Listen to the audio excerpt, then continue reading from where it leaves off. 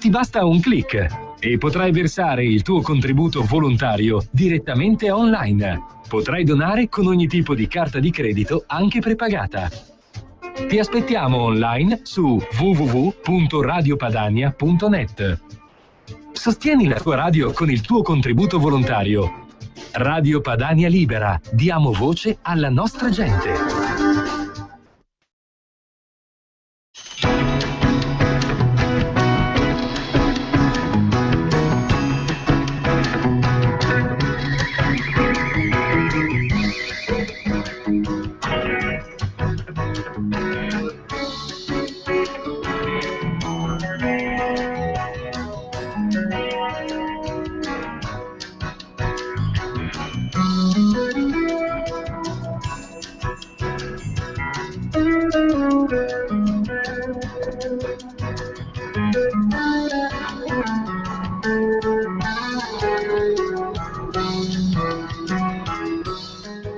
Buongiorno da Giulio Cainarca a tutti coloro che sono all'ascolto di Radio Padania Libera e bentrovati al nostro appuntamento oggi dedicato all'economia e torniamo alla consuetudine delle conversazioni con il professor Claudio Borghi Aquilini, che salutiamo tra poco. Intanto però la prima pagina dell'ANSA si apre con un dato che ci introduce all'argomento della trasmissione. Il dato viene dall'Istat e, tanto per cambiare, è negativo: commercio che frena, ferme le vendite, crescita zero per le vendite al dettaglio, scendono del 2,6% su base annua, sintetizza l'agenzia ANSA, e proseguono i segnali di sofferenza economica nonostante il bonus da 80 euro, che ancora deve essere coperto finanziariamente, specie per l'anno prossimo, e che ha dato risultati pari a zero sotto il profilo del rilancio dei consumi. Questo lo dicono un po' tutti. Intanto il Presidente del Consiglio Renzi stasera, sempre tanto per cambiare, va da Napolitano, il capo dello Stato. E è tutta una promessa per il Consiglio dei Ministri di venerdì, di domani, nel quale decreto sblocca Italia, riforma della scuola, riforma di quest'altro, però a leggere i giornali di oggi le riforme sono sempre tanto per cambiare, sono annunciate perché il ministro dell'economia Padoan, pur nel suo felpato e incerto linguaggio, ha detto in sostanza che soldi non ce ne sono, tant'è vero che i giornali di oggi parlano di tutte le promesse riforme soltanto e semplicemente come ipotesi, sulle quali peraltro non c'è accordo neanche nel governo. Però stamattina, e intanto io do il buongiorno e il benvenuto a Claudio Borghi Aquilini. Buongiorno Claudio. Buongiorno a voi. Allora, stamattina però io ho preso Panorama, il settimanale Panorama, e ho letto questo titolo di copertina: Flat tax, cari italiani, soltanto la mia tassa piatta può farvi tornare a crescere. E allora mi sono detto, hanno intervistato Claudio Borghi Aquilini, e invece hanno intervistato Alvin Rabushka, economista americano che, scrive Panorama, per primo nell'81 lanciò il sistema ad aliquota bassa, aliquota unica e bassa, questo significa flat tax, è uguale per tutti, che ha dato effetti molto positivi, dice Panorama, in tutta l'Europa dell'Est. In Polonia negli ultimi 10 anni ha fatto crescere il famoso PIL, il prodotto interno lordo, quasi del 50%. La Spagna l'ha adottata parzialmente, ma con successo, per favorire l'occupazione. Se ne parla in Italia e Gran Bretagna. Segue articolo che poi magari commentiamo nei suoi punti essenziali. Intanto però non t'hanno intervistato a te, Claudio. No, purtroppo no, hanno pensato, è stato questo che da una parte devo dire ubi maior, nel senso che Rabushka è effettivamente quello che la flat tax l'ha inventata, e io sinceramente l'ho sempre detto, dato che non sono uso appropriarmi di idee altrui, direi che da tutte gli articoli che ho scritto sulla flat tax ho sempre detto che non me la sono inventata io, ma l'hanno inventata due grandi economisti americani che sono Hall e Rabushka, appunto. Quindi correttissimo intervistare chi l'ha inventata la flat tax rispetto a chi semplicemente come me dice ma perché non la usiamo. Diciamo che forse si sarebbe dovuto dare un minimo di merito politico, non tanto a Claudio Borghi che conta niente, ma alla Lega Nord. Questo Claudio devo dire che lo dà lo stesso Rabushka, il quale dice: sono molto contento che un partito poi seguito da un altro, e si riferisce alla Lega, abbia introdotto questa proposta nella politica italiana. No, sono lieto, lo so, solo che diciamo che se uno va bene, è ovvio che poi dopo dipende sempre da chi lo scrive. Mi pare di aver letto nell'articolo che alla fine la cosa viene abbastanza sfumata, no, dal punto di vista della Lega. Poi si dice addirittura che Forza Italia ha deciso di lanciarla il 14 agosto. Quindi, sì, Brunetta il 14 agosto. Quindi sotto l'ombrellone ferragostano, no? Allora Forza Italia qualche secolo dopo che noi scriviamo, propagandiamo, no?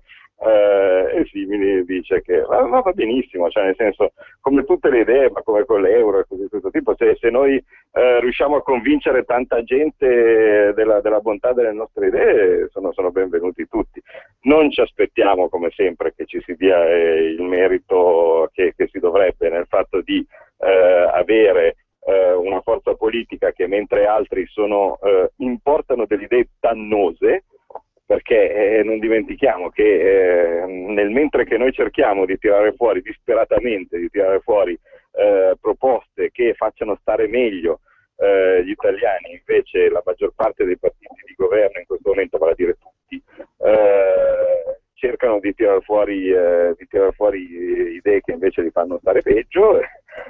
Di queste si discute, le altre si fanno. E quindi va bene così. L'importante è comunque che se ne parli, quindi io sono contento di questo articolo. A proposito di questo, la premessa da cui parte Rabushka nell'intervista citata a Panorama è una premessa che riguarda un po' il quadro europeo in generale. Non vi capisco, dice l'economista americano, a voi europei. Continuate a cianciare di rigore di bilancio e poi la questione dell'accumulo del debito pubblico vi richiede sempre più tasse, tagli della spesa, botte di inflazione solo per cercare di ridurre il peso del debito.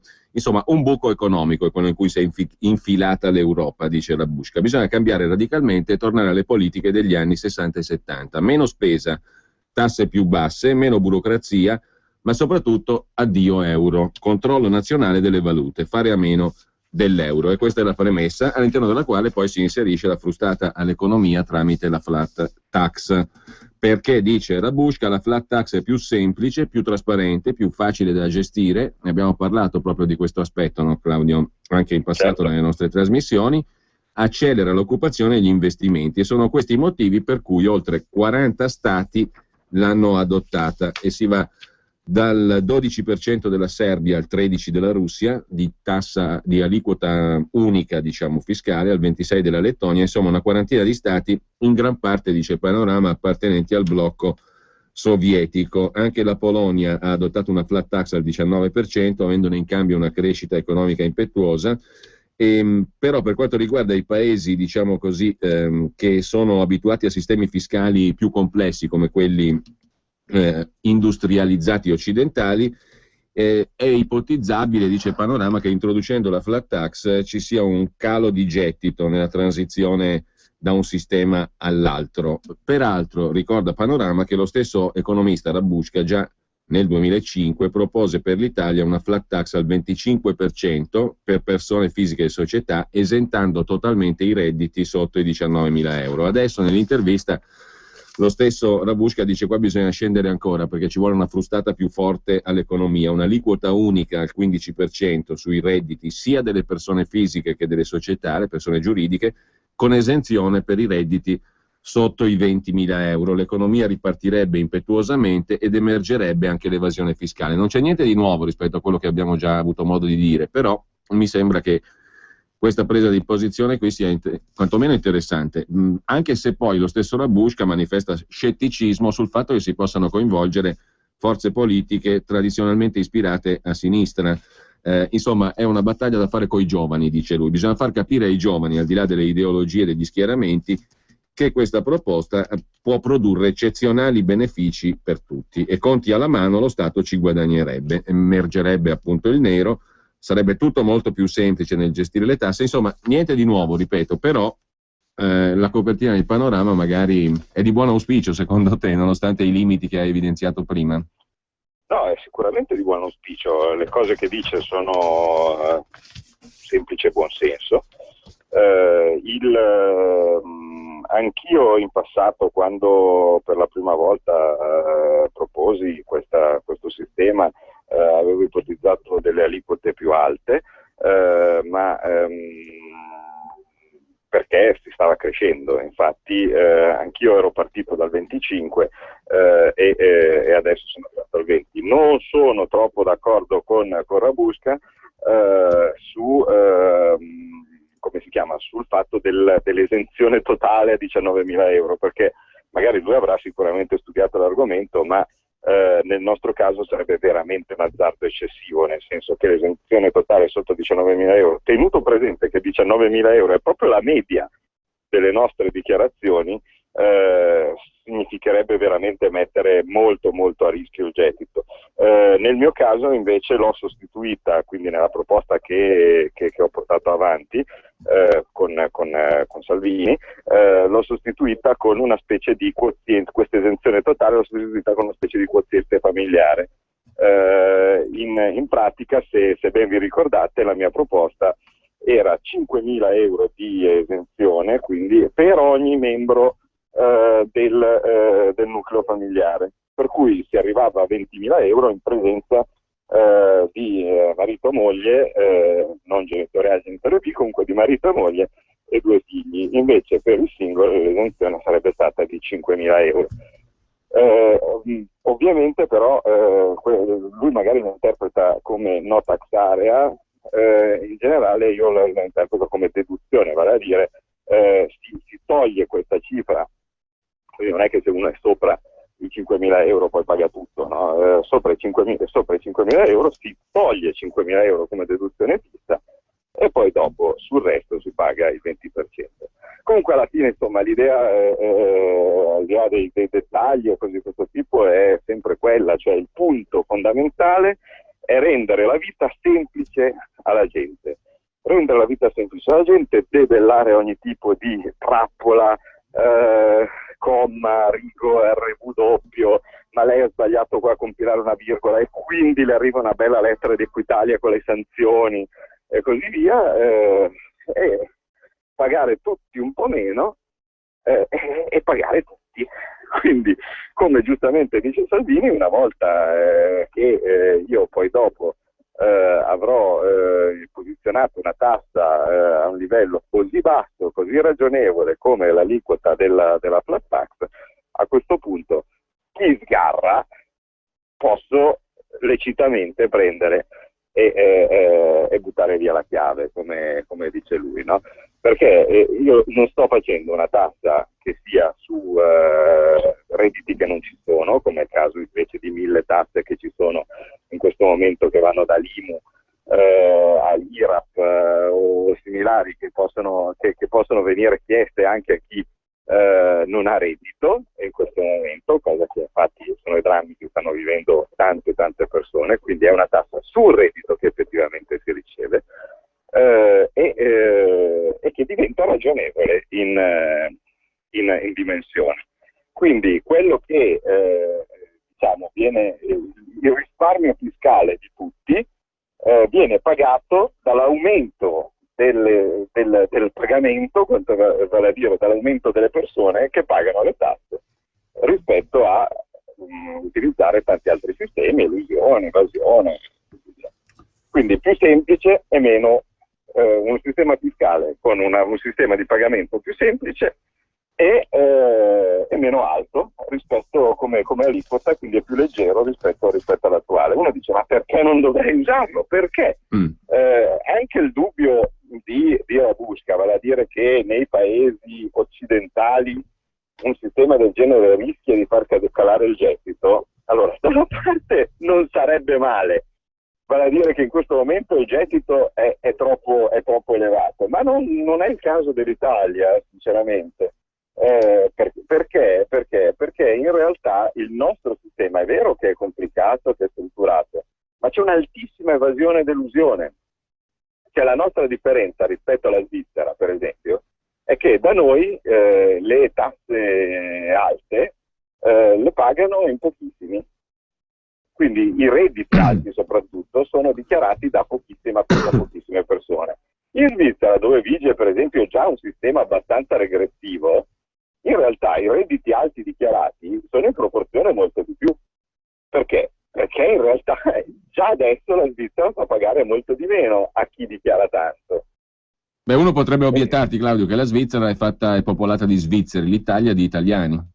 Proprio per quello, essendo che la Svizzera popolata di svizzeri ha in questo momento una base imponibile abbastanza fedele, quantomeno abbastanza rispondente a quanto loro vogliono chiedere e domandare dal contribuente, l'Italia, che invece è popolata di gente che elude, e la prova ne è il reddito medio pari a 19.000 euro lordi, cosa che io sinceramente non credo che sia particolarmente realistico come sistema, e così come non è realistico il fatto che esistano soltanto una manciata di persone in tutta Italia che dichiarano più di 100.000 euro lordi, perché altrimenti non capisco le Mercedes, le BMW, chi li possa, o le barche, o gli attici, chi se li possa permettere.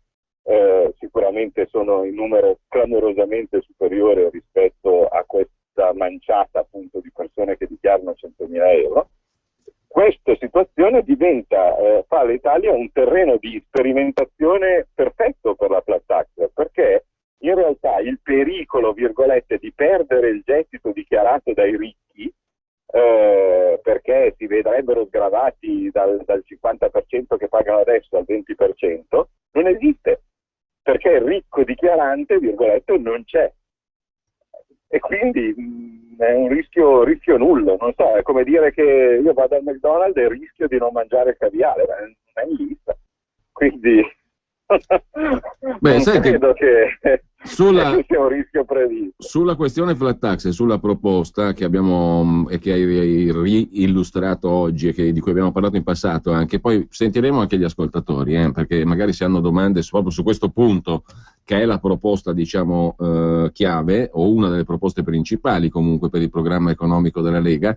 Poi sentiamo anche gli ascoltatori quando apriremo le linee più tardi. Intanto però io vorrei farti una piccola rassegna delle questioni, diciamo così, di attualità, perché stamani, tra le altre cose, leggiamo dell'intenzione del governo, perché questa è una proposta, no? E quindi è una linea d'azione ed è una proposta radicalmente rivoluzionaria nel panorama fiscale italiano. Poi c'è la contingenza, cioè c'è quel governo qua e ci sono le cose che sta facendo. E anche su questo mi piacerebbe avere un tuo punto di vista. Allora, torna in auge la storia delle privatizzazioni, ma a questo punto pare che, e lo scrive perfino Repubblica, è la prima volta di un governo italiano, lo Stato, cioè il governo Renzi sostanzialmente, abbia deciso di mollare il controllo di due impresucce da niente, Eni e Enel, attive nello strategico settore dell'energia. In pratica scendono sotto la quota di controllo, quella che permette ancora oggi al pubblico, allo Stato, di controllare l'assemblea degli azionisti. Entro i prossimi 3 mesi 5% di Eni, 5% di Enel sul mercato, sperabilmente per ricavarne 5 miliardi. E una cosa che io non ho mai capito, questi soldi ricavati dalle privatizzazioni sono da usare per abbattere il debito pubblico. Il debito pubblico non si è abbattuto neanche negli anni 90 con le privatizzazioni. Se adesso lo tagliamo di 5 miliardi, mi spieghi a cosa serve? No, ma non serve a nulla, assolutamente. Scusate, io poi sono in un punto dove ogni tanto cade la linea, al massimo mi richiamate. Sì. Comunque, no, non serve assolutamente a nulla. E infatti è una presa in giro. Abbiamo 2.000 miliardi di debito, se passiamo a 1995, qualcuno mi deve dire cos'è il nostro beneficio e dall'altra parte perché mai questo ciclo in meno di debito pubblico dovrebbe farci star bene o compensare il fatto di non avere più il controllo di imprese fondamentali come Eni ed Enel e soprattutto senza nessun beneficio, perché io devo considerare la differenza tra quello che mi rende, al di là poi dell'aspetto strategico, cioè che quello che già dovrebbe essere questione dirimente, nel senso che io Italia che non ho una energia, non ho niente, dovrei avere 2 Eni, non una. proprio dal punto di vista strategico. Comunque, se noi anche togliamo tutto l'aspetto strategico e diciamo che l'ENI è una società che fa i ciupa ciupa, allora io devo, per capire se mi è conveniente venderla oppure se devo tenerla, devo fare la differenza tra quello che mi rende la società e quello che mi costa il debito. Se la società mi rende di più rispetto a quello che mi costa il debito, io non devo venderla, o quantomeno non capisco che ragioni posso avere di venderla.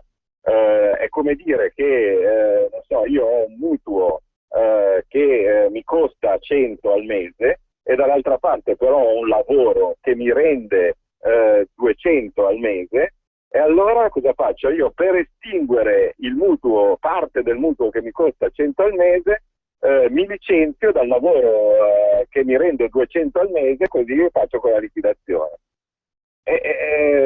Dopo questa manovra io mi ritrovo con un reddito inferiore di 100, perché è vero che pago 100 in meno da parte del mutuo, ma dall'altra parte incasso 200 in meno da parte del lavoro, quindi non sto meglio.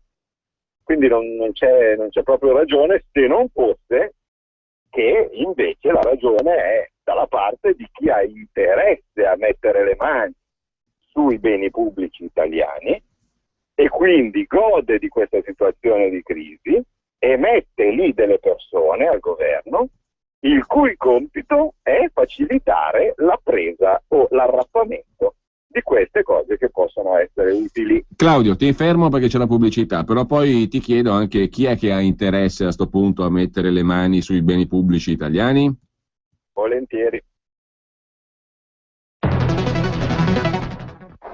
Allora, questa è l'auto giusta per voi. 4 ruote motrici, interni in pelle, cerchi in lega, cambio automatico, full option al prezzo assolutamente. Sì, ho capito, ma la Digital Radio ce l'ha.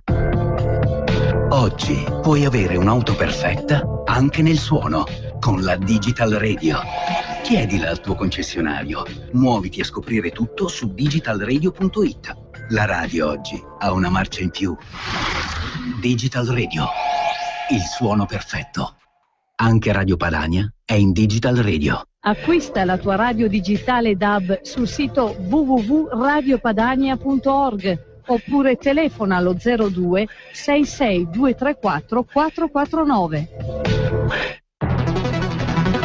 Per la tua pubblicità su Radio Padania Libera, chiama il numero 02 66 23 44 22. Un nuovo modo per sostenere la tua radio.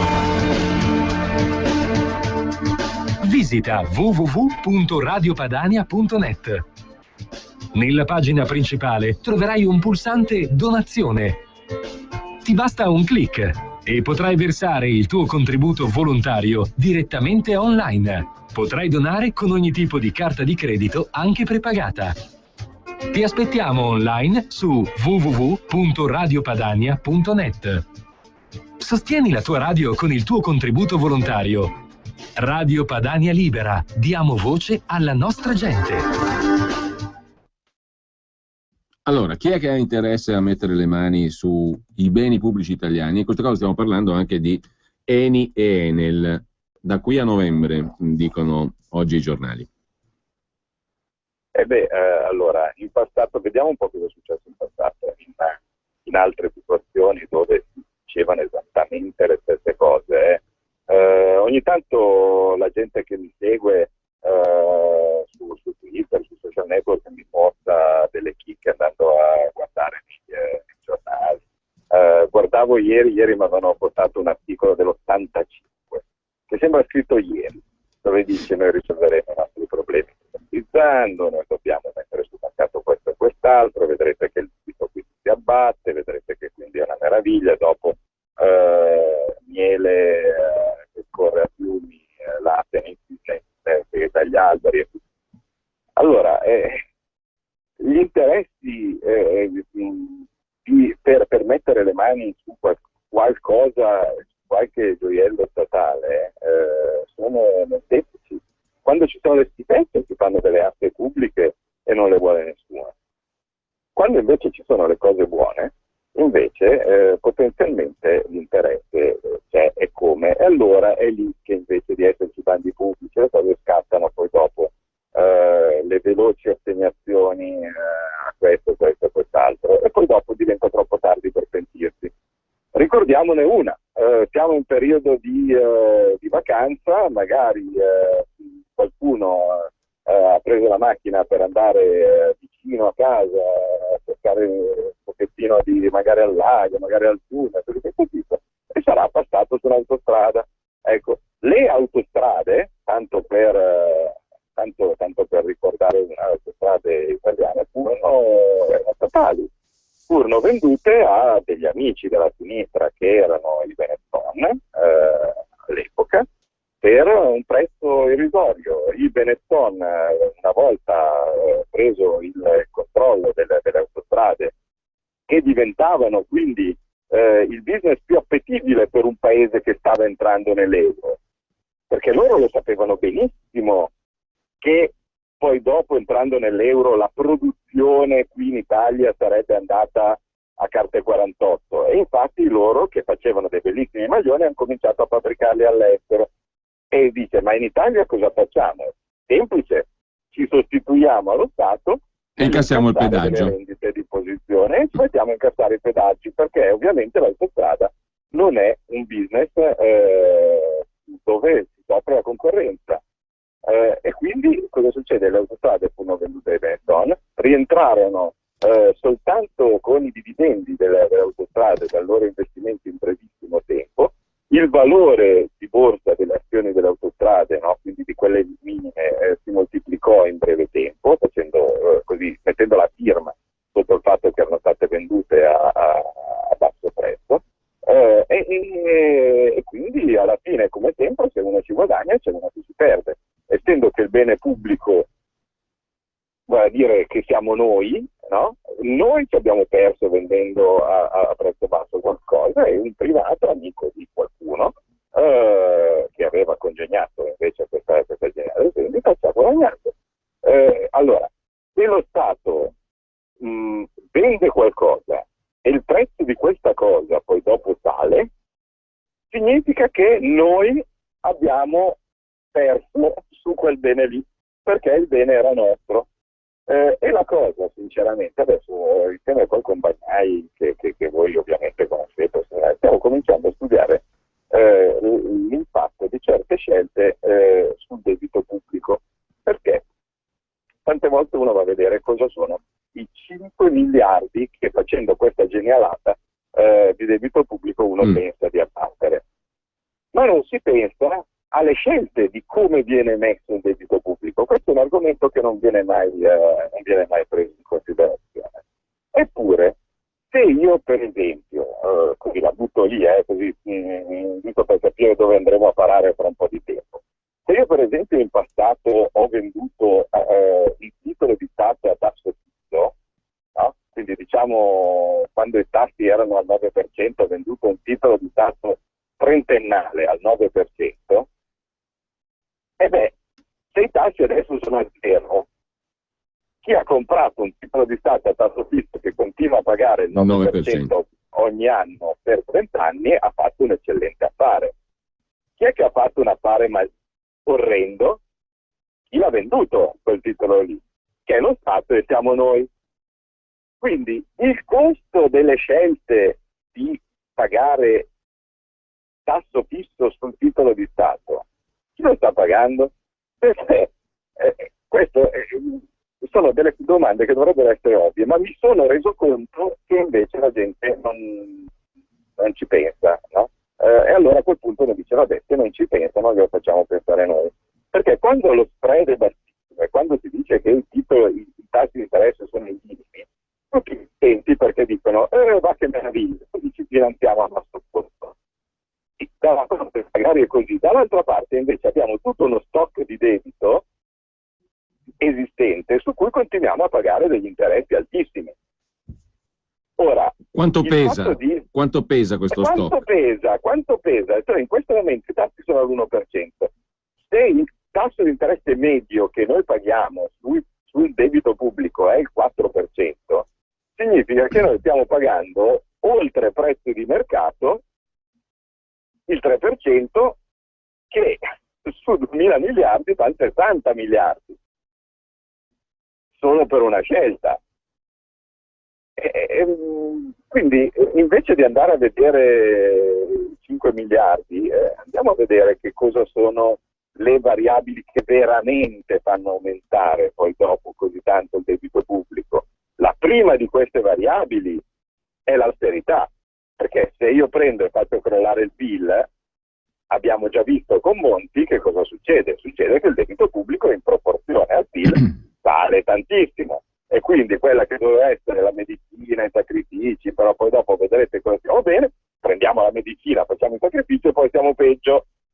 Quindi i nostri ascoltatori lo sanno, noi non è che facciamo i gufi, le civette o cose di questo tipo qua, diciamo semplicemente le cose come stanno, e il fatto che le cose vanno più o meno sempre come dicevamo che sarebbero andate dovrebbe far capire due cose: o siamo piuttosto fortunati nel fare le previsioni, oppure noi vi stiamo dicendo la verità.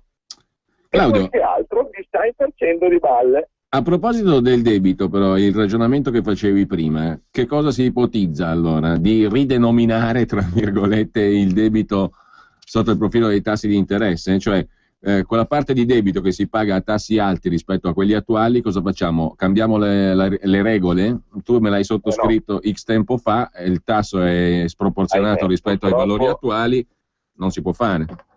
No, purtroppo questo non si può fare, è stato un errore passato, ma viceversa nel momento stesso in cui noi riprendessimo in pieno il nostro controllo sulla sovranità monetaria e potessimo iniziare a fare delle politiche espansive, leggi, mettere più soldi veramente in tasca ai lavoratori senza aver problema di finire fuori competitività.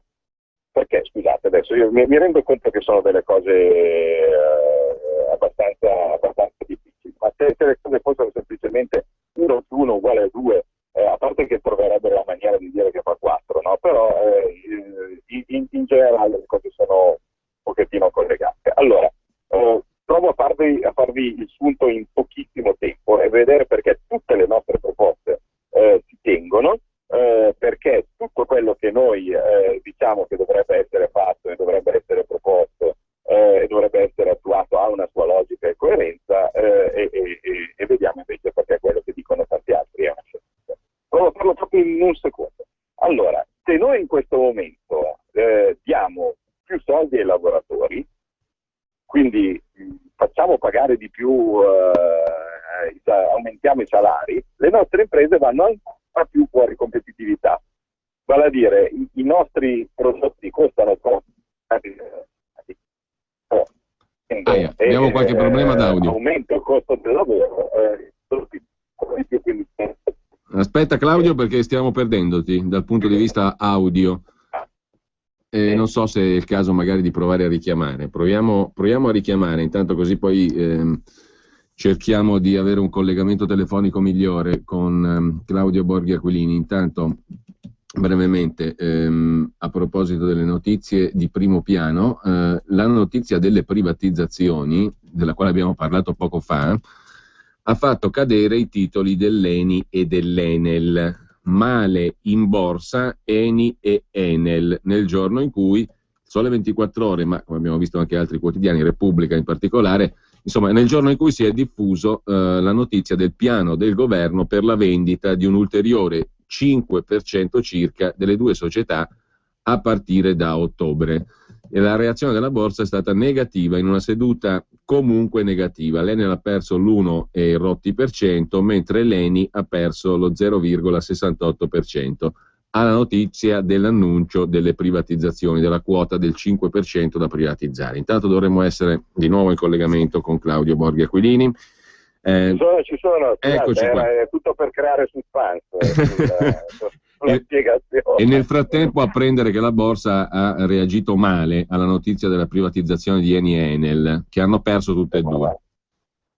Comunque stavamo dicendo, più soldi ai lavoratori, aumento dei salari, vai fuori competitività oggi. Esatto, più soldi ai lavoratori, perdi competitività, quindi oggi non lo puoi fare. Allora cosa succede? Meno soldi ai lavoratori per guadagnare competitività, significa che la gente non ha soldi per comprare le cose, quindi i prezzi delle cose rimangono sugli scaffali, se a recessione è deflazione, vale a dire disperato il negoziante per cercare di vendere i prodotti, cerca di calare i prezzi, magari anche per venderci o cose di questo tipo, oppure in ogni caso prendendo cose fatte di minor qualità fatte all'estero, e il risultato che costano meno, il risultato è deflazione. La deflazione fa crescere il debito pubblico in proporzione, perché riducendo i salari il debito diventa più grosso in proporzione. Ecco, quello è quello che succede adesso. Invece, cosa si può fare? Se io riprendo il mio controllo della mia sovranità monetaria, allora posso dare più soldi ai lavoratori, non ho paura di andare fuori competitività, perché in ogni caso il mio livello di competitività si aggiusta con il cambio, quindi valuto dall'altra parte, chi ha in mano all'estero dei miei titoli del debito pubblico, anche quelli a tasso fisso, avrà una perdita, ma sono detentori esteri e sinceramente io di loro non mi interesso più di tanto, perché hanno fatto delle scelte consapevoli, fino adesso hanno guadagnato, possono anche cominciare a perdere. Se fosse automatico che facendo delle scelte di investimento si guadagna e basta, saremmo a posto. E nel momento stesso in cui io do più soldi in tasse dei lavoratori, può anche significa che loro possono comprare più prodotti, quindi può essere che i prezzi dei prodotti salgano, quindi può essere che i tassi salgano, e quindi significa che in pratica lo Stato ritroverà la convenienza al tasso fisso già emesso, perché se io vado a pagare in giro un tasso del 4% e il tasso da 0, che è per la deflazione attuale, passa al 5, significa che praticamente io eroderò il mio debito pubblico con una modesta inflazione che non ha mai ammazzato nessuno. Bene, chiaro il ragionamento. E se compare il fantasma dello spread? Nel momento stesso in cui io ho sovranità monetaria, dello spread me ne faccio un passo, come si suol dire, perché a quel punto sarà esattamente come l'Inghilterra o gli altri stati, tali per cui, avendo loro controllo della loro moneta e quindi indirettamente anche del debito pubblico già emesso, dello spread non se ne curano. Qualche volta magari ci mettiamo qua e facciamo un piccolo discorsino sul debito pubblico, no? Perché alla fine il tasso tra il debito pubblico e una banconota non è che ci sia questa grande differenza, la gente continua a pensare che siano due mondi diversi, ma in realtà tra il debito pubblico e fra 100 euro di bond e 100 euro di banconota la differenza è minima, ed è esclusivamente dovuta al tasso di interesse, che sul bot si paga, sulla banconota no. Nel momento stesso in cui i tassi sono a zero, questa differenza, come l'attuale, questa differenza diventa ancora più labile. Ma soprattutto, in realtà, in un mondo normale, quindi quello della sovranità monetaria, il tasso di interesse che si paga, che lo Stato paga sul bot, compensa il risparmiatore proprio dall'inflazione. Vale a dire, a fine anno io ho 2% di inflazione, quindi significa che il prestito che ho fatto allo Stato vale 2% di meno. Questa riduzione dei miei risparmi viene compensata dall'interesse che lo Stato mi paga, e quindi io sono pareggiato e lo Stato è pareggiato perché da una parte mi paga 2% di interesse e dall'altra parte il suo debito nei miei confronti è diventato più piccolo proprio del 2%, proprio a causa dell'inflazione. Quindi in condizioni normali del debito pubblico ce ne freghiamo, e come tante volte abbiamo evidenziato, in questo momento per esempio la Banca d'Inghilterra, che ha ricomprato il 20% del debito pubblico inglese con le operazioni famose di quantitative easing, in questo momento questo 20% del debito potrebbe cancellarlo con un tratto di penna, perché è creditore lo Stato inglese, quindi che detiene la maggioranza che detiene il controllo della banca centrale inglese. Lo Stato inglese è sia creditore che debitore, e quindi chiunque sappia fare un bilancio consolidato, oppure chiunque capisca che se io ho un debito nella tasca destra e un credito nella tasca sinistra, significa che io questo debito e questo credito è pareggiato e io non ce l'ho. Bene, poi sentiamo anche su questo magari l'opinione degli ascoltatori. Intanto, tornando invece alla realtà spicciola, cioè alle cose che sta facendo questo governo, mi pare di poter accostare alla notizia di prima, quella della privatizzazione del 5% di Eni e Enel, anche l'intervento sulle cosiddette società partecipate, che un conto poi sono le partecipate dallo Stato centrale, altro quelle dei comuni. Insomma, comunque la galassia, diciamo così, delle società a partecipazione pubblica, ma mi pare che l'attenzione del governo si stia concentrando sulle cosiddette municipalizzate, che poi spesso sono ex municipalizzate o comunque partecipate da comuni e regioni, diciamo le società degli enti locali. Ci si propone di risparmiare 2 miliardi all'anno, secondo i conti del commissario al taglio della spesa Cottarelli.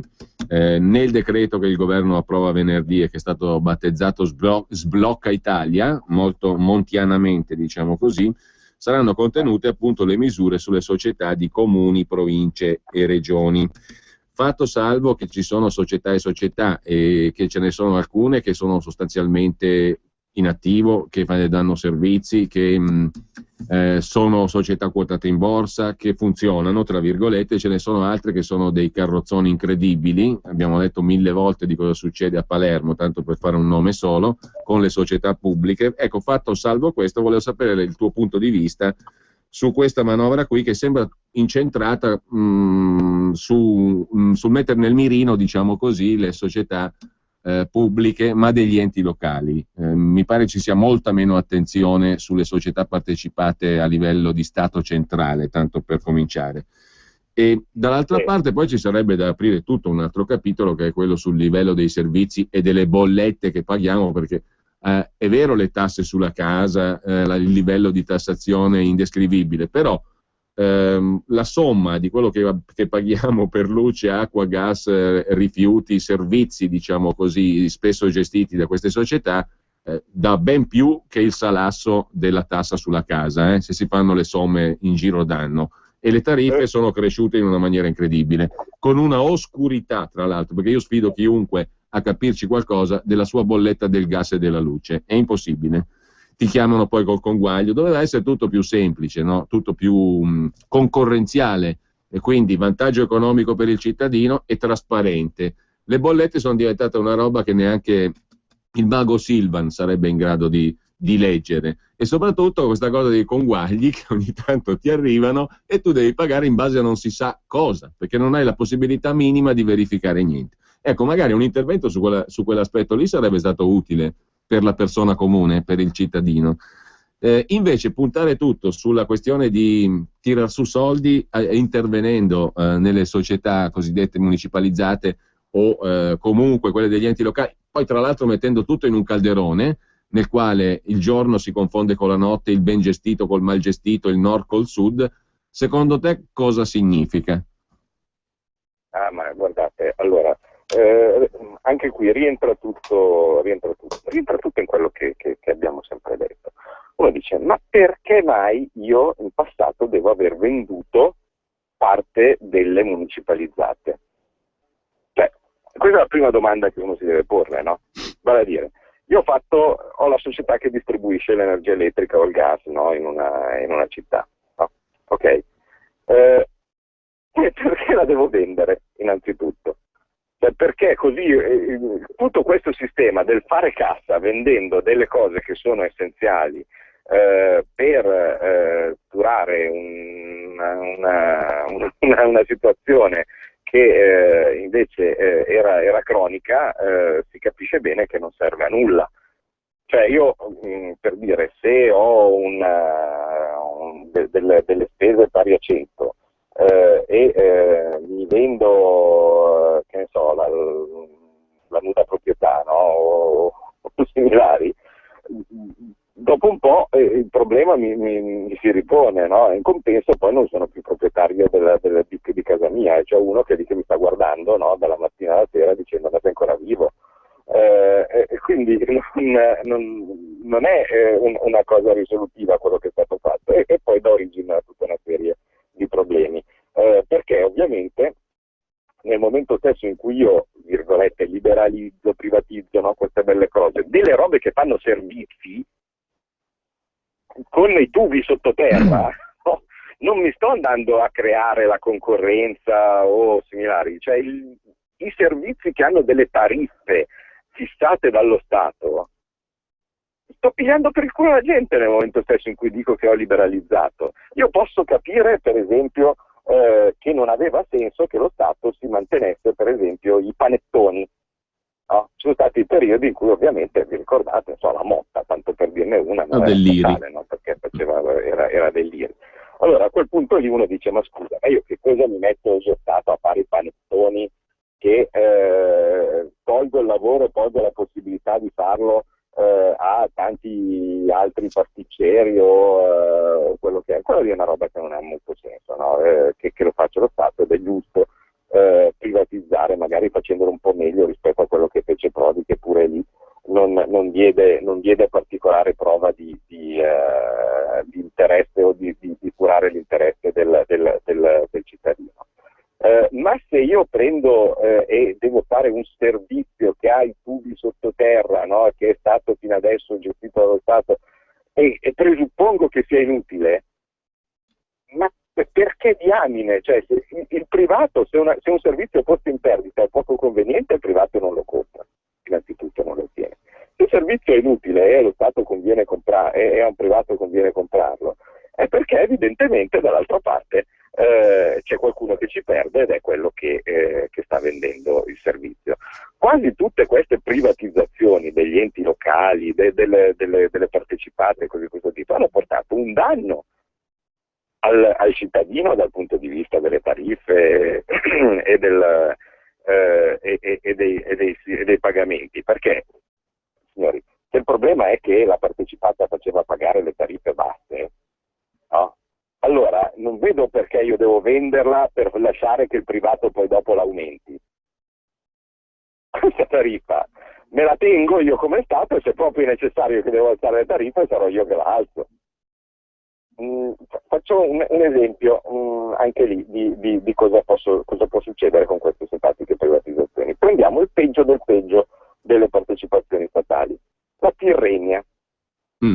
Ok, qualcuno si ricorda che era un mitico buco nero. L'Alitalia dei mari la chiamavano. L'Alitalia del mare, però, esattamente. La Tirrenia era l'Alitalia del mare, no? Alla fine cosa succede? Vendeva dei servizi a sottocosto rispetto a quello che in teoria dovrebbero essere i biglietti per andare con il traghetto in Sardegna o su un'isola, no? E così di questo tipo. Era in perdita e a fine anno lo Stato doveva ripianare. E tutti dicevano che scandalo, che scandalo, che scandalo. Benissimo. Allora cosa succede? Hanno privatizzato la Tirrenia. Quindi le navi sono quelle, sono uguali, il personale è sempre quello e così di questo tipo. Chi ha comprato poi dopo la Tirrenia cosa ha fatto? Ha fatto velocemente un cartello con gli altri che facevano servizio traghetti, e hanno raddoppiato i prezzi. Il risultato che cos'è? Che se uno adesso vuole andare in Sardegna o su un altro paga il doppio. E qualcuno che va avanti e indietro in Sardegna in questi giorni si sarà accorto che per fare un andata e ritorno con una cabina ci vogliono 1.000 passa euro. No? Allora il risultato che cos'è? Che i conti dell'azienda si ripianano per quello che riguarda quelli che per chi li ha comprati, e quindi diventano profittevoli, diventano un affare. Per i cittadini significa un aggravio di spese, e dall'altra parte uno dice vabbè sì certo, però così almeno non paghiamo più, no, le perdite che c'erano prima. Grazie, però se poi dopo in Sardegna non ci va più nessuno, allora a quel punto tu lombardo dovrai ripagare il doppio in termini di trasferimenti fiscali che dovrai pagare alla Sardegna, perché diventano tutti disoccupati. Quindi non è così semplice. Uno pensa, io regalo le cose, signore, vabbè, se c'era da alzare le tariffe poteva farlo tranquillamente lo Stato, motivando la scelta.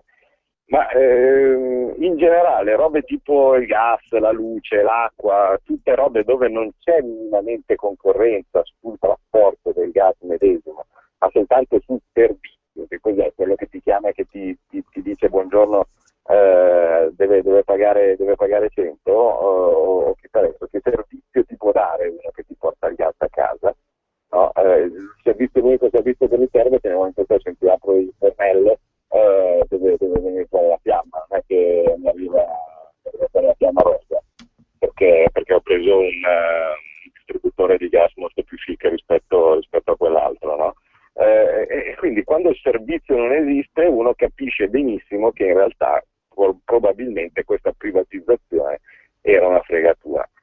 è ovvio che se io prendo, privatizzo, faccio delle società indipendenti e simili, poi dopo queste si riempiono di consigli d'amministrazione, si riempiono di persone che ci mandano, e così. Tutto a costo di chi paga le tariffe. Allora, intanto adesso siamo nell'ultima mezz'ora scarsa di trasmissione, apriamo le linee telefoniche per chi vuole intervenire, può farlo chiamando allo 02 66 20 35 29 oppure via SMS al 346 6427 756, la mail giulio.cainarca@radiopadania.net. C'è una telefonata, ma c'è anche un ascoltatore, Raimondo da Padova, che ha scritto: non è il caso di far acquistare alle regioni le quote dello Stato di Eni e Enel che vengono privatizzate? C'è anche chi scrive: un'azione collettiva che eviti di svendere i beni statali che sono di nostra proprietà, una proposta di un altro ascoltatore. E poi una annotazione ancora via SMS: la Banca d'Italia non è proprietà dello Stato italiano, e in tal caso allora come facciamo a gestire l'autonomia monetaria? Però ci sono anche le telefonate, oltre a questi 3 quesiti via SMS. Pronto? Sì, pronto, buongiorno. Buongiorno. Io intanto volevo fare i miei complimenti al professor Borghi, che ho avuto modo di incontrare in Friuli durante il Barteo Tour. Sono d'accordissimo con tutte le cose che dice. Mi auguro che in Italia ci sia un cambiamento, una svolta di questo tipo.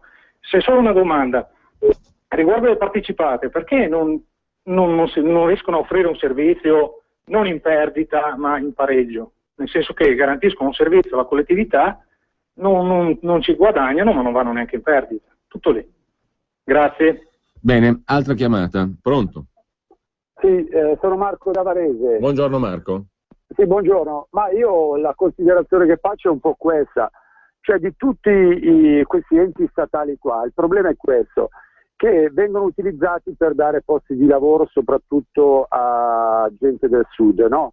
Perché giù c'è bisogno di creare posti di lavoro e vengono comunque intercettate tutte quelle persone che arrivano dal sud e vengono garantiti dei posti di lavoro, così è anche nell'istruzione pubblica.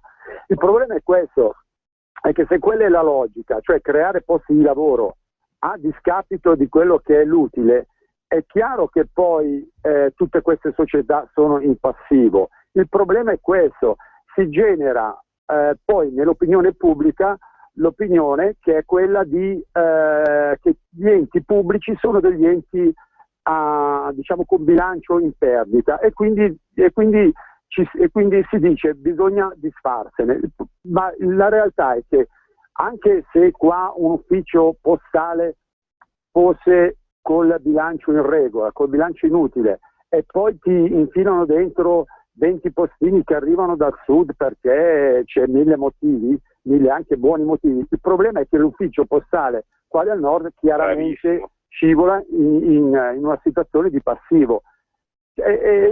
Però la realtà poi parlando con la gente dice sì, non fanno niente, sono in 200, chiaro che costa. Quindi noi, soprattutto del nord, stiamo pagando con questo tipo di visione, stiamo pagando questa privatizzazione di enti che fondamentalmente potrebbero essere in attivo. Però c'è questa tendenza, ci diciamo di tutto e prima o poi paghiamo per tutto, paghiamo per l'acqua che viene privatizzata, paghiamo per l'Enel che è stato privatizzato, paghiamo per i telefoni, eccetera, eccetera, eccetera. Bene, grazie, molto chiaro. Anche lei, prego, Claudio. No, è verissimo, e tutto si tiene, cioè vale a dire, perché infatti io sollecito la fantasia e l'attenzione dei nostri ascoltatori nel trovare punti deboli nella nostra proposta, non perché dico vi sfido perché non ci sono, no, ce ne saranno sicuramente, ma mi interessa colmarli. Ed è per questo che ovviamente insieme alla nostra proposta, chi ci ha seguito al congresso di Padova probabilmente l'ha sentito, la nostra idea è riqualificare la spesa pubblica in modo tale da far produrre cose alla gente. È evidente, ha ragione lui, l'ascoltatore che ha chiamato, buona parte dei posti di lavoro che vengono creati dal nulla dallo Stato, diciamo per comodità chiamiamoli forestali, poi possono essere i postini, possono essere quello che vogliamo, chiamiamoli forestali, chiamando forestale un chiunque che riceve un lavoro non necessario, ma necessario per tenere in piedi un'economia che altrimenti poi dopo crollerebbe. Se io invece di creare questo lavoro con un posto di lavoro inutile metto a creare un posto del lavoro utile, quindi vale a dire a fare produzione di beni che noi normalmente dovremmo importare, otteniamo che il danno, vale a dire che chi viene danneggiato dai beni prodotti in Italia è un estero, che non compreremo più i beni prodotti da qualche altra parte del mondo, da non si sa chi, ma li prendiamo fatti a casa nostra, e il beneficio invece ce l'abbiamo noi. Per cui è logico che se noi potessimo ridisegnare lo Stato, no, lo ridisegneremmo, speriamo un giorno di essere messi davanti a questa responsabilità, a questa prova, di vedere se riusciamo a farlo. Comunque viene ricongegnato in modo tale, la nostra spesa deve essere riqualificata in modo tale che invece di aggravare poi dopo degli enti con degli impiegati inutili, si tengono le persone a lavorare il minimo necessario per poterli rendere efficienti senza bisogno di inventarsi costi superiori o similari che poi dopo ricadono poi sulle tariffe, perché alla fine si tratta di tasse indirette, ma almeno li utilizziamo invece per fare qualcosa che serve. Quindi tutti i nostri pilastri della proposta economica vanno a dire sovranità monetaria, flat tax, spesa pubblica produttiva, al contrario invece di quella improduttiva, valorizzazione dei beni statali,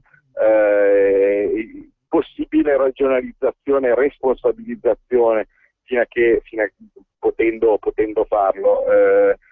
Sono tutte cose che sono collegate assieme, sono parte di un unico disegno che dovrebbe alla fine dare uno Stato più semplice, più giusto, più leggero, più efficiente e più che non sia un nemico, che sia un condominio dove con qualche fatica però si va tutti assieme. Una cosa va detta però in merito a questo aspetto del nord verso sud che mantengono poi le cose. Allora ricordiamo che, come abbiamo detto tante volte, il nord dalla lira, dal sistema della lira, e quindi dall'avere la propria economia collegata a quella del sud, traeva dei vantaggi. E quindi da una parte le sue imprese erano facilitate dal fatto di avere la lira e dall'altra parte era appesantito dal fatto di dover pagare più tasse anche per inventarsi dei lavori per un sud deindustrializzato. Nel momento stesso in cui noi entriamo nell'euro, questi vantaggi, in cui siamo entrati nell'euro, questi vantaggi non ci sono più.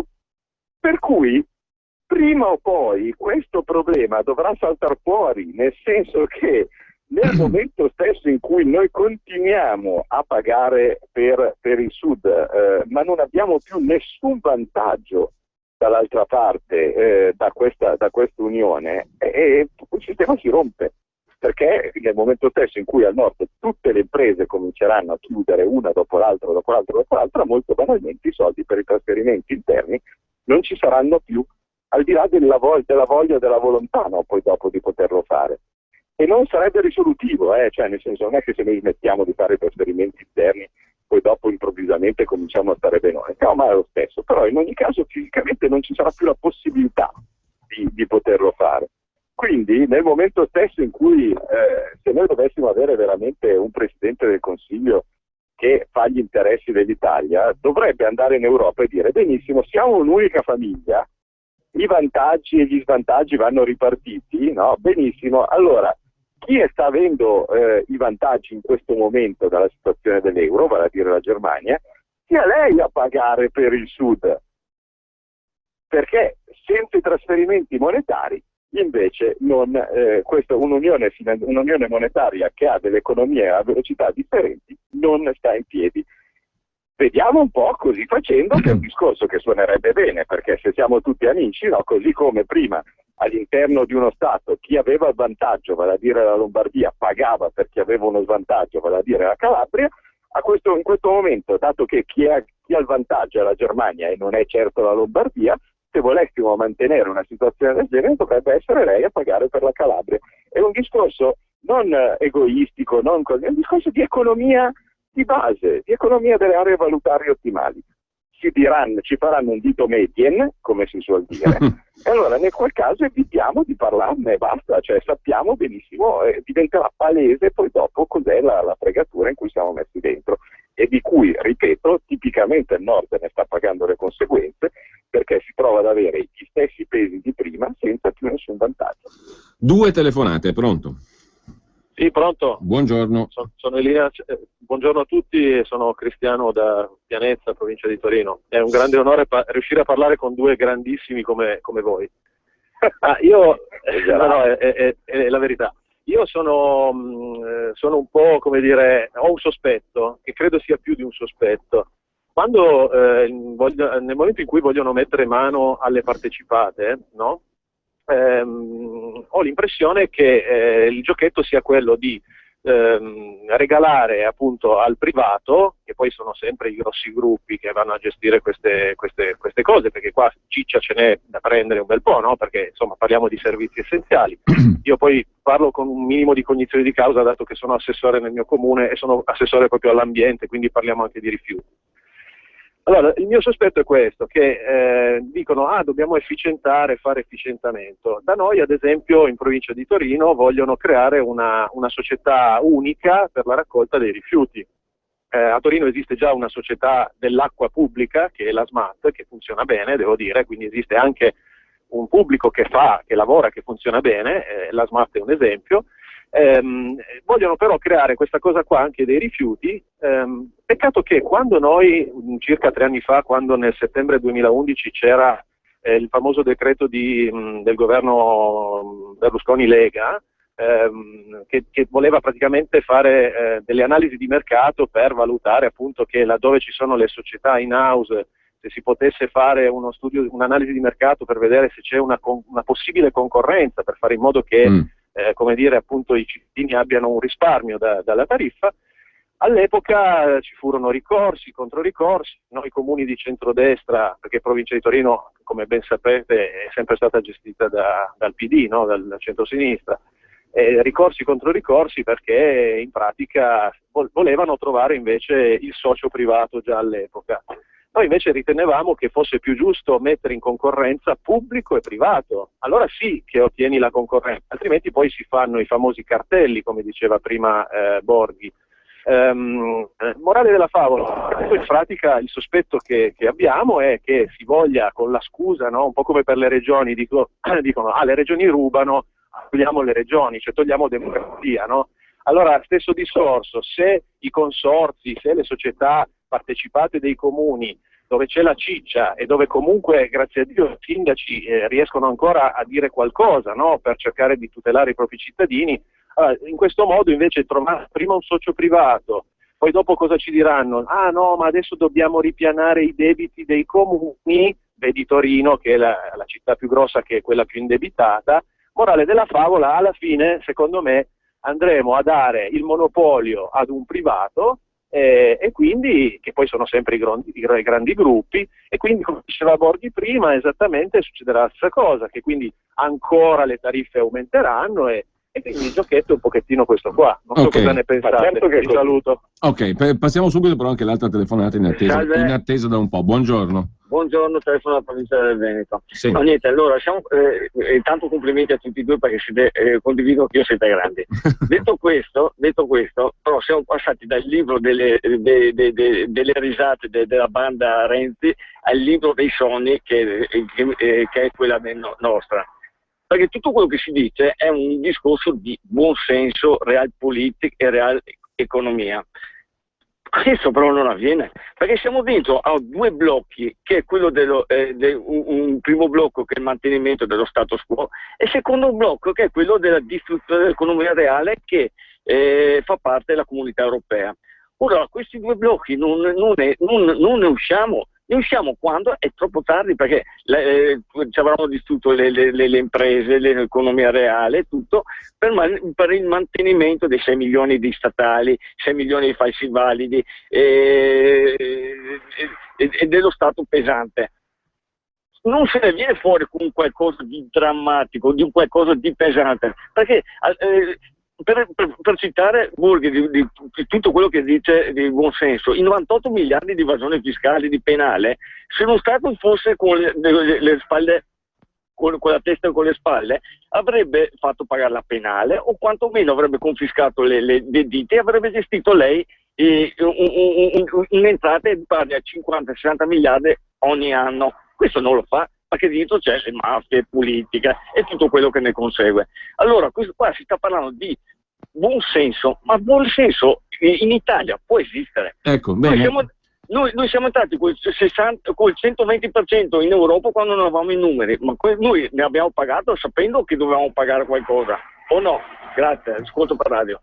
Bella domanda, Claudio. Intanto c'è anche via SMS Albi da Bergamo: perché non si fanno vere public company, riferimento a Eni, Enel e vendita? E poi ancora da Vicenza Giovanni: perché dopo la notizia della vendita del 5% Enel Eni la borsa ha reagito punendo le due società, facendole perdere? Claudio.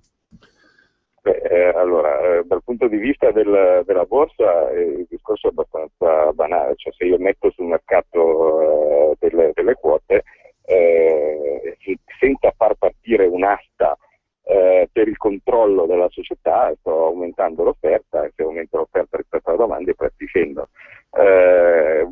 Diverso sarebbe il discorso se io faccio un'asta per vendere il controllo della società, allora a quel punto si vedrebbe il vero valore di un Eni e un Enel, e quello sarebbe, diciamo, se uno volesse vendere perché è necessario fare cassa e risolverebbe poi dopo i nostri problemi, quella sarebbe la procedura da seguire, vale a dire lo Stato dice: ecco, questa qui c'è la quota di controllo, chi compra la mia quota diventa proprietario in tutto e per tutto dell'azienda, offre il migliore. Allora a quel punto lì vedete che invece di valere 15 le azioni, o 18, quello che è le azioni dell'Eni, verrebbero pagate 30 o 35, no? Di questo tipo, massimizzando l'incasso per lo Stato. Ma io non lo suggerisco, ovviamente, perché mettersi totalmente nelle mani di un privato, seppur per il prezzo giusto, in un settore come l'energia è molto molto scemo. Dall'altra parte, però, ancora più scemo è vendere a prezzo sbagliato, diciamo così, una quota di minoranza da parte dello Stato, tenuto presente che non ne avrebbe alcun beneficio.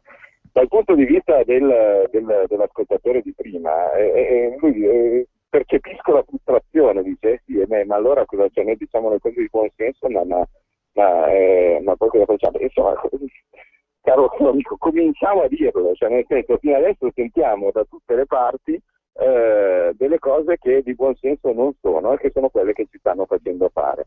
Il risultato che cos'è? Che ripetute queste cose da tutte le parti, poi portano che il PD, quando si va a fare le elezioni, prende il 40% di quelli che vanno a votare, che sono sempre i loro. Quindi per fare la rivoluzione bisogna informare, cominciamo a informare, purtroppo arriveremo tardi perché giustamente, come se ne sarà accorto, siamo in guerra e chi sta pagando i prezzi di questa guerra è il cittadino italiano, che in certi casi arriva a casa con il magone perché è stato colpito da un siluro, uno dei 1000 siluri, una delle 1000 bombe che ci stanno arrivando addosso, e che possono avere la forma di una lettera di licenziamento, possono avere la forma di una richiesta di sanzioni incredibili per qualche tassa astrusa che uno magari in buona fede ha sbagliato o non ha pagato, che possono avere la forma di chissà quale multa, chissà quale accertamento, chissà quale fantasia che lo Stato sta mettendo in atto in questo momento per cercare di fare disperatamente cassa, per sanare una situazione stupida che si potrebbe sanare in 2 secondi nel momento stesso in cui noi riprendessimo la nostra libertà rispetto all'Europa. E quindi le vittime sono queste. dovremo ancora vedere prima di liberarci. Certo che se noi quando ci sono le elezioni e poi decidiamo di stare a casa perché pazienza sono tutti uguali e non capiamo che c'è una forza come la Lega Nord che ha cambiato e che ha capito che sta muovendosi con Salvini nella direzione corretta, purtroppo se ne prendiamo 6 e quelli prendono 40 ci troviamo esattamente punto a capo. Però l'unica cosa che possiamo fare noi in onestà nei confronti dei cittadini è quella di dire la verità. Approfitto che ci sono per ricordarvi che sabato sera sono alla Bergen Fest e quindi tutti questi discorsi che noi facciamo adesso cercheremo di farli di persona e vedete che è diverso quando ci si guarda negli occhi con tutto il fascino della radio, però le cose vanno portate in avanti in parallelo, un po' di discorsi in radio, un po' anche guardandomi negli occhi, quindi vi aspetto sabato sera alla Bergen Fest.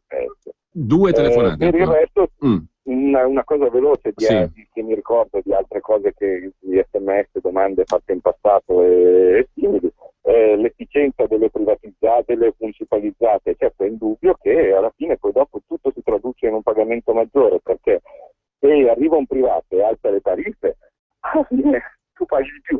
Se arriva un privato e licenzia il personale, poi questo personale intanto viene riallocato da qualche altra parte, alla fine lo paghiamo noi lo stesso, quindi non se ne viene fuori, non c'è creazione di valore da quell'altro lì. Per quello che riguarda la Banca d'Italia, che la nostra non è di proprietà statale, certo la nostra c'è stato questo, fino adesso la proprietà privata della Banca d'Italia è sempre stata una foglia di fico, cioè in realtà quelle quote erano totalmente virtuali, si sta facendo di tutto mi sembra, e l'abbiamo anche denunciato per tempo, quindi quando c'è stato quel famigerato decreto sulla rivalutazione delle quote di Banca d'Italia, dove la Lega ha fatto la sua parte di opposizione, ma come sempre alla fine poi dopo l'hanno avuta vinta loro, si sta facendo di tutto per far credere o far diventare le cose non così, cioè per far diventare la Banca d'Italia effettivamente privata. Grande fregatura e grande cosa che non deve mai essere fatta. La Banca d'Italia deve essere statale, per cui a quel punto poi potremmo fare come fa la Banca d'Inghilterra, che se per caso fa quantitative easing e si compra il proprio debito monetizzato, alla fine i profitti eventuali non vanno certo a privati o simili. Quindi bisogna evitare assolutamente che la Banca d'Italia diventi più privata rispetto a quello che è. Le ultime 2 telefonate, pronto? Pronto? Pronto? Buongiorno. Buongiorno, Prego. grazie per l'ascolto. Veramente a me mi viene la pelle brividi, vi faccio 2 complimenti, tutti e 2. Io sono un straniero che vivo qua da 25 anni, cercando di integrarmi, poi ad ascoltarmi le radio, informazione, veramente non è che più una domanda, però un suggerimento. Io chiedo poi, quando noi, le nostre gente che hanno studiato, che i nostri capi riusciranno a arrivare per dare tutta questa informazione dalla gente, del nostro popolo che scappano, che vengono da questi paesi, che è un paese che magari sta soffrendo, sta sfondando, che noi abbiamo anche dentro questa gente che poi hanno studiato per informare la gente, per farli svilupparli, dirgli le cose come stanno, senza farli ingannarli, farli fregarli, farli venire partire, lasciare le loro terre, le loro abitudini, venire da un paese con quale che poi uno si può creare sempre. Noi, almeno io parlo, poi io sono peggio di Don Lurio, poi perché cerco di spiegarmi, di esprimermi come sento le parole che dice, perché ogni tanto ascolto la radio, ascolto anche la rassegna stampa di Giulio, che a me mi sviluppo il cervello, che direi che io quando avrò la possibilità di svegliarmi la mia gente laggiù, i miei figli... Ecco, lei di dove è originario, scusi? Io sono del Senegal. Sono del Senegal da 25 anni che vivo qua in Italia, ne avevo 14 anni. Però vi faccio i complimenti che veramente oggi, poi ascoltando che parlano di l'Islam, parlano cose che poi di tante cose che poi per fare di tutto in erba in pace, non siamo tutti uguali, che poi da questi paesi qua siamo venuti qua per imparare, prendere un piatto di pasta, gente che ci ascolta, però ultimamente queste cose che sta succedendo a noi si fa anche un po'... Poi sì, la ringrazio, intanto purtroppo devo salutarla perché... Grazie mille comunque per l'ascolto, ringrazio anche il professore. Grazie a lei, poi mando 2 minuti invece di un ragionamento proprio su questo tema, ma in chiave economica, fatto da un esponente politico, che chiudiamo con questa curiosità, diciamo, curiosità perché... è una cosa, diciamo, di buon senso e anche rispondente a un'ideologia passata di moda, però questo la propongo dopo, proprio sulla base anche di quello che ci ha appena detto il nostro amico che ha appena chiamato. E l'ultima telefonata, pronto? Eccomi qua. Buongiorno. Buongiorno, sono Cosmo Mitrano da Milano. Allora, evidenzio il positivo che il professore, oltre a dire cosa non va, cosa è sbagliato, cosa non fare, dice anche ciò che secondo lui è giusto, cosa si potrebbe e andrebbe fatto.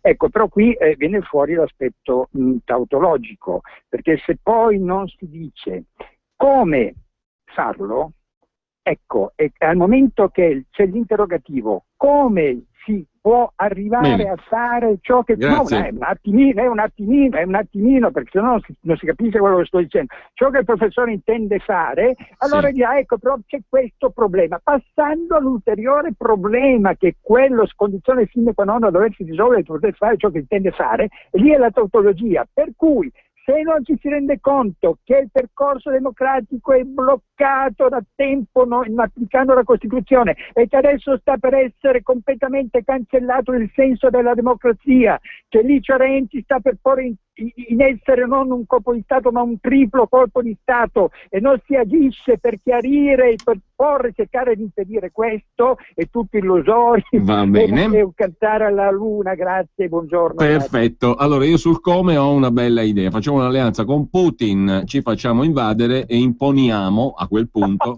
imponiamo quello che a noi sembra giusto, in maniera totalmente democratica, giusto Claudio?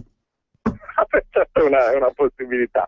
Comunque, molto più banalmente, se volessimo fare le cose dal punto di vista democratico, bisognerebbe che i nostri punti vengano messi come condizione per chiunque si voglia alleare con noi, e sappiamo che le forze alternative a Renzi ormai non possono prescindere dalla Lega.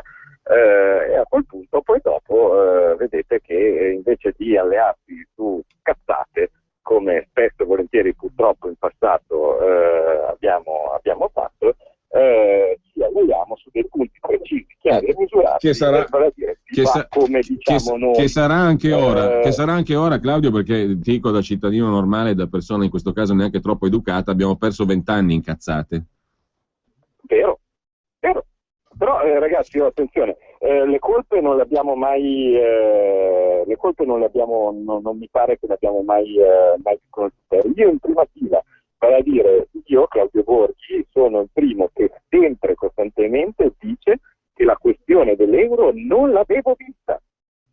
Per cui, ahimè, non avendo visto la questione principale, poi dopo, perché ero troppo occupato nel mio lavoro, perché ero troppo occupato a dedicarmi alla professione, a troppe altre cose, quello che stava succedendo non ci avevo studiato tu, non me ne ero accorto.